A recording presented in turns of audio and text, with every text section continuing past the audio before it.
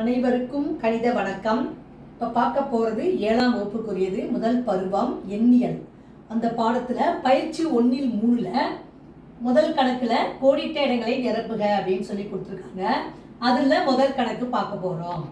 -80 பெருக்கல் dash equal to -80 அப்படின்னு சொல்லி கொடுத்துருக்காங்க.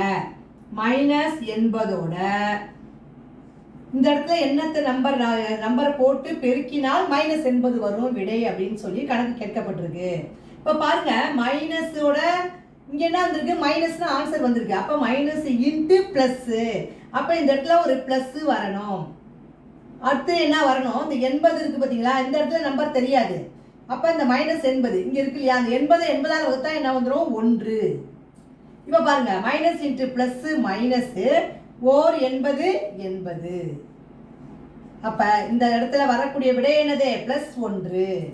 அடுத்து பாருங்க, -10ஓட எதை பெருக்கினால் +20 வரும்னு சொல்லி கணக்கு கொடுக்கப்பட்டிருக்கு.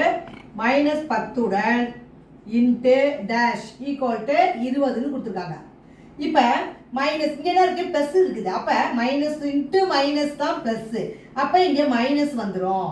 அப்புறம் 20ஓட 10ஆல் வகுக்கிறோன்னு வச்சுக்கோங்க, வகுத்தோம்னா என்ன வந்துடும், 2ன்னு வந்துடும் ஆன்சரு. அப்போ -2 என்பது தான் இந்த கணக்குக்குரிய விடை. Minus into plus, minus into minus plus, 10 2ஐயும் பெருக்கினால் 20. அப்போ வரக்கூடிய விடை என்ன, -2. இப்போ இந்த முழுக்களுடைய பெருக்கல் விதியை பயன்படுத்தி இந்த கணக்கை வந்து நம்ம கண்டுபிடிச்சு போட்டிருக்கோம். புரிஞ்சுங்களா?